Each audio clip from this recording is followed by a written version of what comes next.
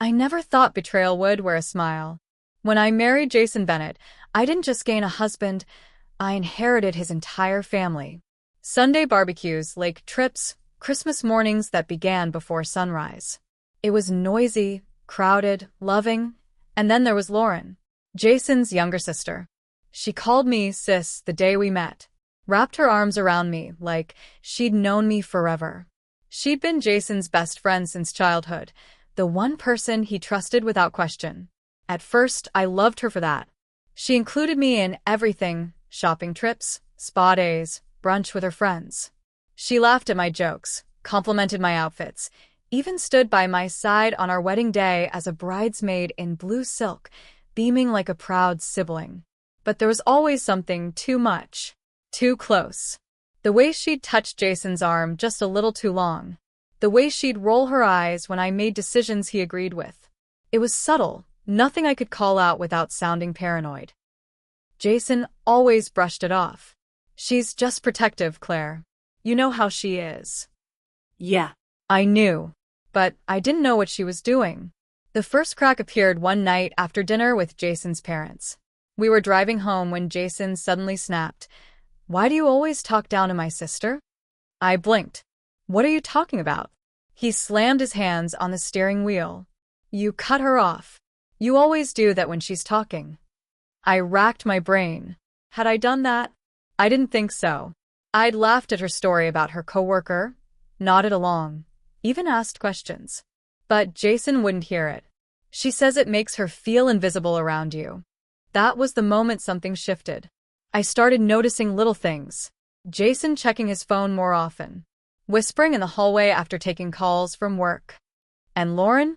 She started sending me long texts, overly sweet, passive-aggressive things like, "I know marriage is stressful. Just know I'm always here for Jason." I always have been. It felt like she was drawing a line in the sand, and I was on the outside of it. The second crack came when I found the voicemail. Jason had left his phone on the kitchen counter while showering. A call came in, Lauren. I wasn't snooping. I swear I wasn't. But the voicemail played automatically. Her voice was soft. Too soft. "You didn't deserve that from her night. She doesn't see the way I do. You're worth more than that. You always have been." My stomach turned. I wanted to confront her. I wanted to scream. But I waited. I needed to know how far she was willing to go. A few days later, I tested her. Asked Lauren if she could help me plan Jason's birthday surprise. Her smile didn't even flicker. "Of course, sis. You know I love helping make him happy." What a lie. I watched her type on her phone as I spoke, probably texting him right then, twisting every word I said. And I knew. Lauren wasn't just close to Jason. She was trying to replace me. I couldn't sleep. I laid awake, staring at the ceiling, listening to Jason breathe beside me while Lauren's voice played over and over in my head. "She doesn't see you the way I do." What exactly did that mean? The next morning, I took the day off work. Told Jason I had a migraine. He barely looked up from his phone, probably texting Lauren. I didn't cry. I didn't scream. I planned. Step 1. Confirm what I already knew. I started by checking our shared laptop. Jason wasn't tech-savvy. He always left his email open. I hesitated, my heart hammering, but I had to know.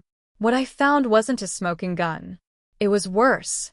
An entire email thread between Jason and Lauren titled, "She's not right for you." The first message was months old. From Lauren. "I don't want to hurt her, Jason. But I can't pretend anymore. She doesn't get you. Not like I do. I see the way you look at me when she's not watching." His reply. "I know. I try to convince myself she's enough. But I'm not sure how much longer I can fake it." There were more. Late-night messages. Inside jokes. Photos from before we married.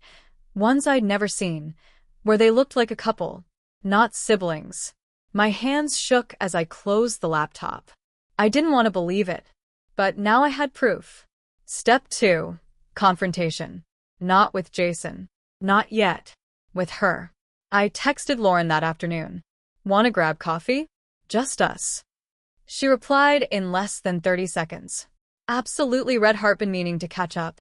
We met at a quiet cafe. She wore a pastel blouse and that same smile, that soft, practiced, sweetly venomous smile. She hugged me like nothing was wrong. I sat down across from her. I know what you're doing. Her brows lifted, feigning innocence. What do you mean, Claire? I read the emails. I heard the voicemail. Stop pretending. She didn't blink, didn't flinch. She sipped her latte, set it down, and leaned in like we were exchanging recipes. Jason deserves someone who sees all of him. Not just the version that fits your tidy little world. I've known him my whole life. You've barely scratched the surface. I felt sick. You're his sister. She smiled. No. I'm the one who knows him best. Always have. You were just convenient. Ist sehr daher. Is this some kind of obsession? Do you even hear yourself? She shrugged, still calm. You took something that didn't belong to you. I'm just taking it back. Step 3. Decide what mattered more, revenge or truth. I went home that night and didn't say a word. Jason looked up from the couch. Everything okay? I smiled, just like she did. I think I'll cook dinner tonight. You deserve something special. But while he was in the shower, I was making copies. Every email, every photo, every screenshot.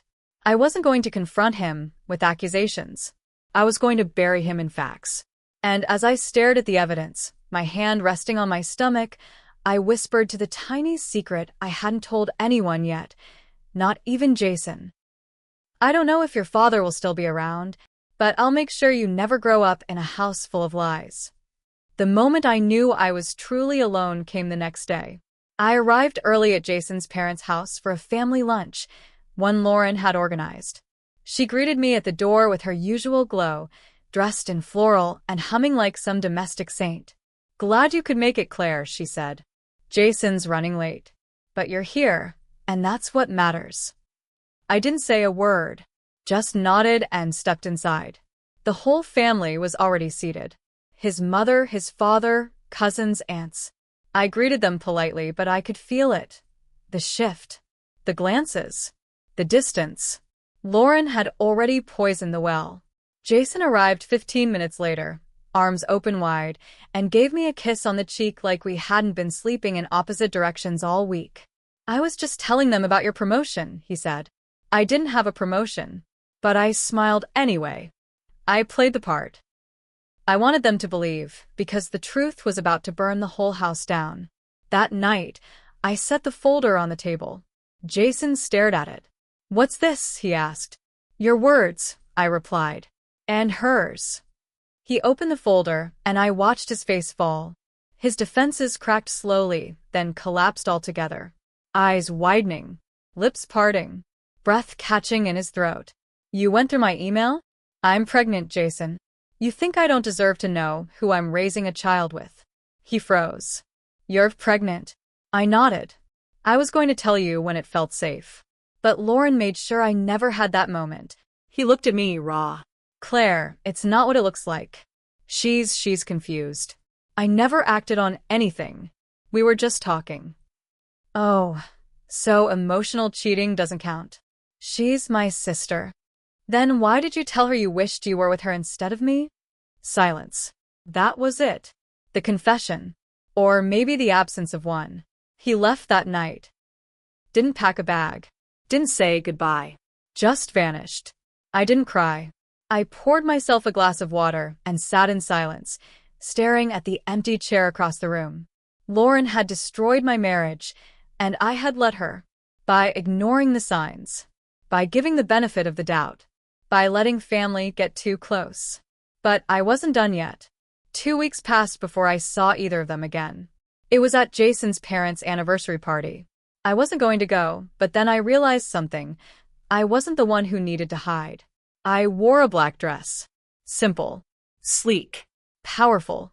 The moment I stepped into the room, all conversation paused. Lauren was across the room, on Jason's arm. Her hand curled around as like a snake tightening its grip. Ich smile daher. She smiled back. War ein Plengsicht.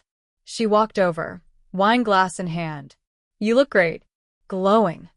Pregnancy does that, I said calmly. Her eyes flickered. Jason didn't mention you were keeping it. Jason didn't mention a lot of things. She leaned in, voice low. You're not going to win, Claire. You'll end up bitter, alone, forgotten. I leaned back, lifted my chin. No, Lauren. I'll end up free, which is more than you can say, because you'll always be the woman who had to destroy someone else to feel wanted. She blinked, and for the first time, she didn't smile. I left early that night, but not before handing Jason's mother a sealed envelope. Inside, a letter explaining everything, the emails, the manipulation, the betrayal, along with proof. And a picture of the first ultrasound. With my name. Not his. I didn't expect a response. Not from his mother. Not from anyone in that family. But 2 days after the anniversary party, my doorbell rang. It was her. Jason's mother, Ellen Bennett. Always composed. Always polite. The kind of woman who carried judgment behind her pearls and smiled through every storm. She didn't wait for me to invite her in. She stepped inside and closed the door gently behind her. I read your letter, she said. I crossed my arms. I figured. I also spoke to Jason. And she looked around my living room, eyes scanning the family photos, the faint outline of the nursery in progress down the hall. Then she turned to me and said, I wish I could say I'm surprised by what Lauren did, but I'm not. That stopped me. What do you mean? Ellen sighed. Lauren's always had a possessive streak when it comes to Jason. She resented every girl he dated. But with you, it was different. You made him happy, whole, and that threatened her. I stayed quiet, letting her speak. I tried to keep peace in this family for years, she went on. But silence allowed her to fester. And for that, Claire, I'm sorry. I didn't expect her apology. But it wasn't enough. She almost tore apart my life, I said softly. She did tear apart my marriage. Ellen nodded. And now she's trying to take it further. That night, Ellen showed me what Lauren had been planning next. Messages. Ones Jason hadn't seen yet. Lauren had been collecting evidence to push for custody of my child, manipulating mutual friends, claiming I was mentally unstable, that I was abandoning the family and wasn't fit to raise a baby alone. She wants Jason and the baby, Ellen said, her voice heavy. You were just the placeholder. I felt sick. This wasn't just obsession. It was war. I took the messages straight to my lawyer the next morning. She raised her eyebrows. She's playing a dangerous game, she said. But this is enough to protect you.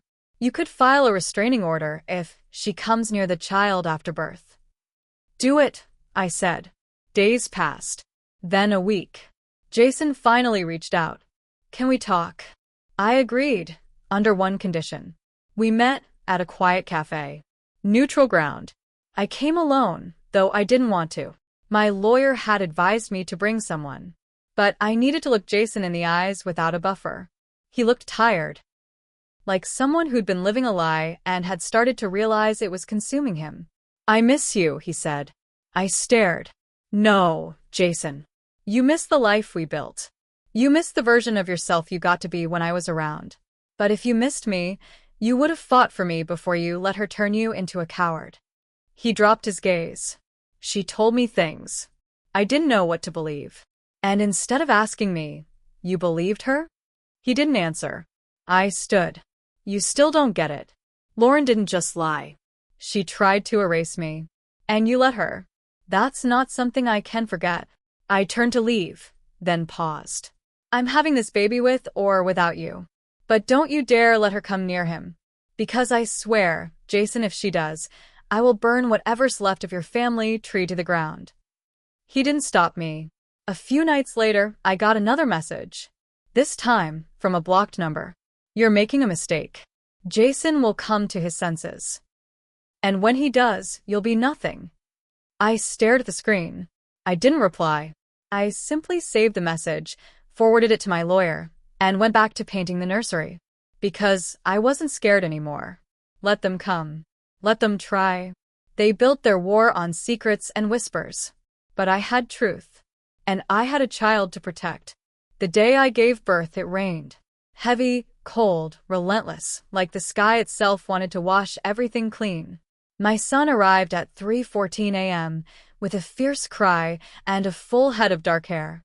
They placed him in my arms, and for the first time in what felt like forever, I didn't think about Jason.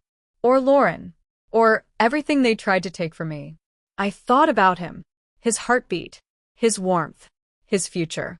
And I swore, right there in that sterile hospital room, I would never let them near him. But of course, they tried. Jason showed up that evening. He looked different. Pale. Like he hadn't slept in days. "I just want to see him," he said through the door. "Claire, please." I opened it, just enough for my words to reach him. No. His eyes filled. "I'm his father.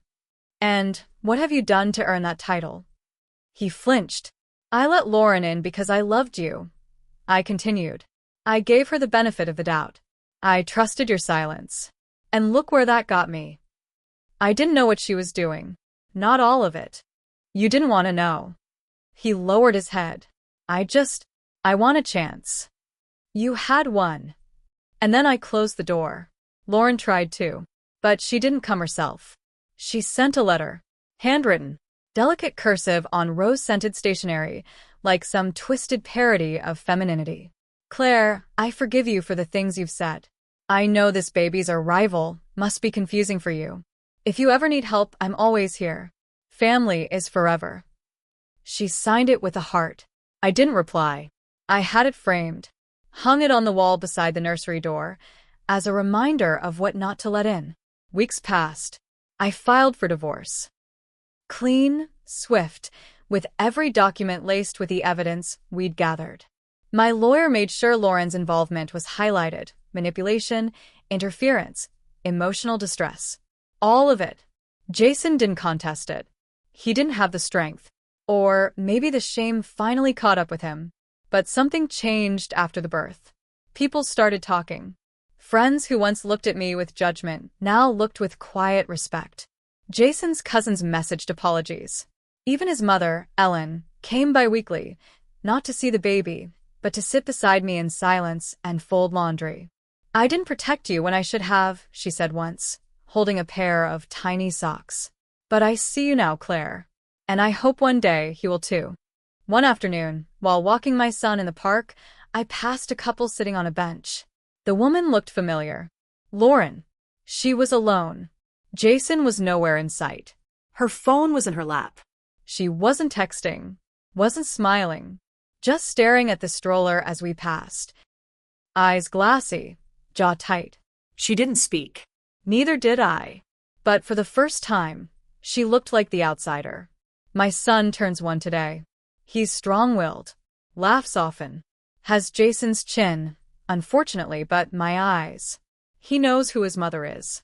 And one day, when he asks where his father went, I'll tell him the truth. Not the bitter version, not the cruel one, but the honest one.